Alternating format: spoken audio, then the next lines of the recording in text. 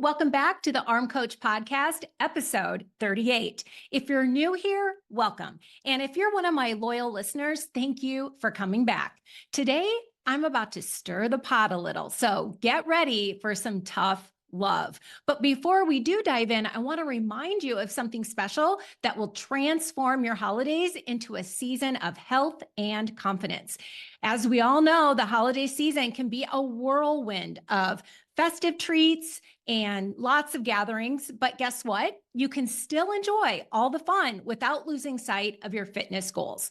So I created my program, Armed for the Holidays. In just 3 days, I'll give you all the tools and resources you need to stay on track with your nutrition and fitness, even with all the holiday hustle and bustle. Whether you're in your 40s, 50s, 60s, or beyond, this program is designed for you to help you to feel empowered instead of burnt out and overwhelmed this holiday season. So if this sounds like you can grab the program at a super discounted price in the podcast description of this episode.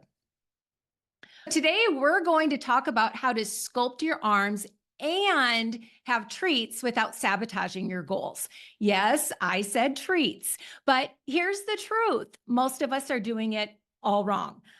I'm going to say some things that might feel a bit uncomfortable, maybe even a little tough to hear, but trust me, it's all coming from a place of wanting you to feel your best and step into the new year feeling proud of the choices you made rather than feeling like you have to start all over again. Are you with me?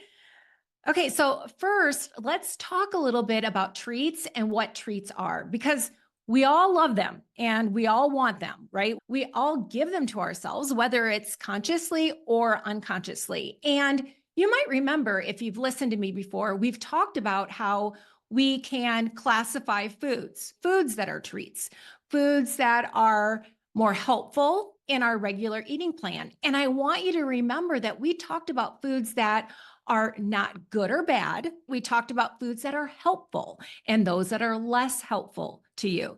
Foods that are less helpful to you can have a place in your life.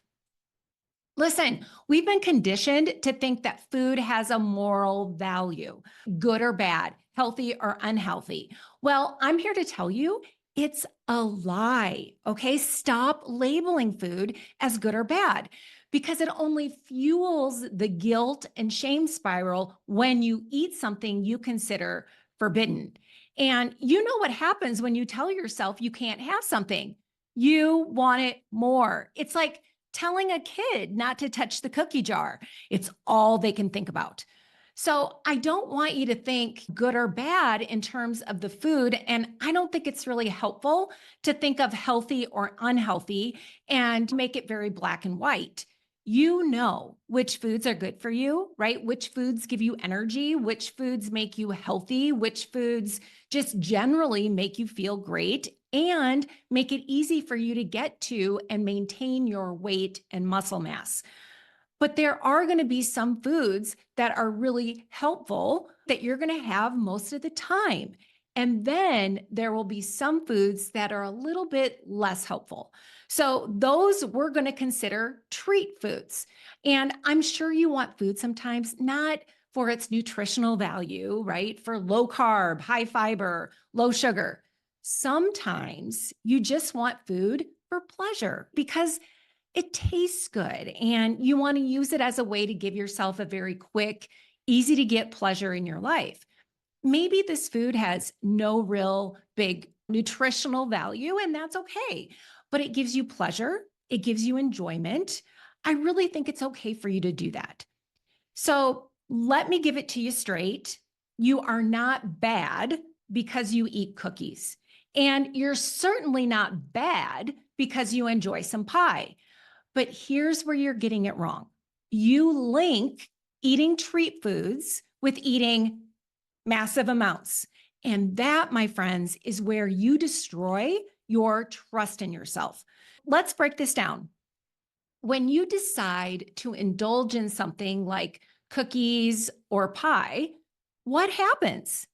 You tell yourself, I'm having a treat, so I might as well go all in. And that is the real problem. This All or nothing thinking leads to overeating, frustration, and self-loathing.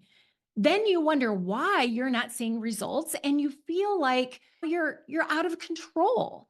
Think about this. You're at a holiday gathering, okay? And there's a beautiful spread of desserts. You see something you love. Maybe it's your favorite pie or those rich, decadent cookies. And here's the moment where we tend to go, oh, it's the holidays. I deserve to enjoy myself. And we grab a little bit of everything. But let's break that down. Are you actually enjoying yourself when you're eating to the point of discomfort? Are you really treating yourself when you know that afterward you're going to feel bloated, sluggish, and maybe even a little guilty? That's not a treat. That's actually a pretty rough punishment. And here's where the real controversy comes in. You don't deserve to stuff yourself with food. You deserve to listen to your body, to respect it, and enjoy food as part of a balanced life. Treats should be about quality, not quantity. If you choose to have dessert, fine, okay? But do it on your terms, not on your brain's terms. Because here's the truth. Treat foods are meant to be enjoyed, not demolished. If you want the pleasure of that cookie, enjoy it in moderation. And I'm talking about real moderation, not stuffing yourself because it's forbidden food. The more you eat, the less pleasure you'll get from it. You know that feeling when you eat past the point of satisfaction and suddenly it just kind of tastes like cardboard? That's because you've hit your limit. Your pleasure stops there. And I'm going to challenge you to see this pattern for what it is. This whole holiday free for all mindset. It's a habit. It's conditioning. And guess what? It doesn't have to control you. You can still enjoy those delicious holiday treats without piling your plate to the brim. It's all about making a choice that honors what you want right now and what you want long term. And guess what? Your mind is a liar. It will always want more, even when your body is done. And that's the game it plays because food gives us instant pleasure. So your brain thinks it should never stop, but your body has a limit. And it's time you start listening to it. So, say you're going to a holiday party, there'll be an incredible dessert table, okay? Decide ahead of time what you'll have and really enjoy that piece. But here's the twist, let that be enough. Enjoy it slowly, savor every bite, and really make it count. But then make the choice to stop before you feel stuffed. That's the key difference. It's the difference between choosing enjoyment and choosing regret. Now, I want to bring this back to ownership, okay? A lot of us have this habit of treating food as a reward, right? Almost like we're kids again. But we're not kids. We're grown women with the power to make our own choices. And that means it's time to own up to what we're really doing. If we're telling ourselves that we deserve a treat every time we're stressed or every time we're celebrating, then maybe it's time to question whether that's actually treating ourselves or if it's just an easy way to avoid dealing with our emotions. Okay, and what about exercise? Now, this might be a tough pill to swallow, but I'm going to say it. Skipping your workout isn't self-care. It's not a reward. Now, don't get me wrong, rest is important and sometimes our bodies need a break. But skipping workouts because it's the holidays or because I don't feel like it is actually a form of self-neglect. Think about it. What makes you feel better? The satisfaction of a workout or the guilt of putting it off? Let me give you a little scenario. Imagine it's a chilly December morning and you had a late night out at a holiday party. You're cozy in bed, and the last thing you want to do is get up and exercise. The temptation is there, whispering, "You worked hard all week. Just stay in bed. You deserve a break." And maybe that's true. Maybe your body genuinely needs rest. But if we're honest, how many times is that really the case? Most of the time, that voice is just trying to take the easy way out. And when you listen to it over and over, it starts to build a pattern of inconsistency. Let's face it, nobody gets results by skipping workouts every time it feels a little tough. And come January, do you really want to feel like you're starting from scratch? Or would you rather be able to say, "I showed up for myself even when it was hard"? Now, don't get me wrong. I'm not here to tell you that you can't have holiday treats or that you need to go full steam on your workouts every single day. I'm just saying that it's time to get clear about what we really mean when we say treat ourselves. Treating yourself isn't about indulgence without limits. It's about honoring your goals, respecting your body, and making choices that make you feel proud of yourself. And you know what? Sometimes that means saying no to the extra cookie. Sometimes it means getting up and moving even when you don't feel like it. Here's a little exercise I want you to try over the next few weeks.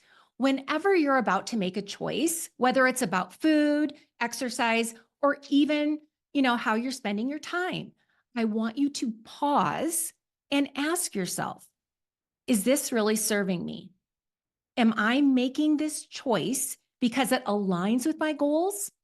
Or am I just looking for an easy way out? Because here's the truth, beautiful.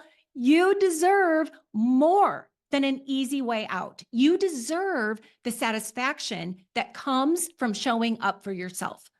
And if you're thinking, "But it's so hard to stay on track this time of year," trust me, I get it. But it's not impossible.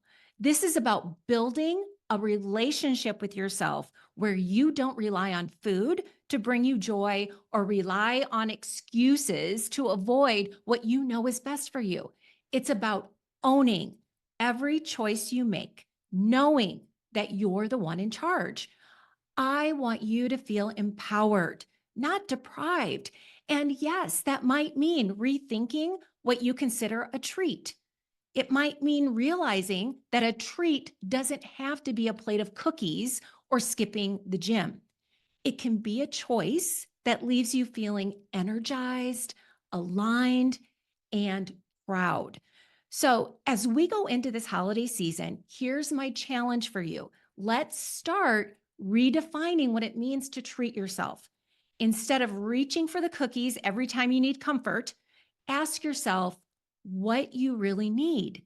Is it food, or is it a little self-care in another way? Is skipping a workout really what you need? Or would showing up for yourself feel even better? Listen, you're not alone in this. We're in this together, and I'm here cheering you on. And when January rolls around, I want you to feel proud of the choices you made.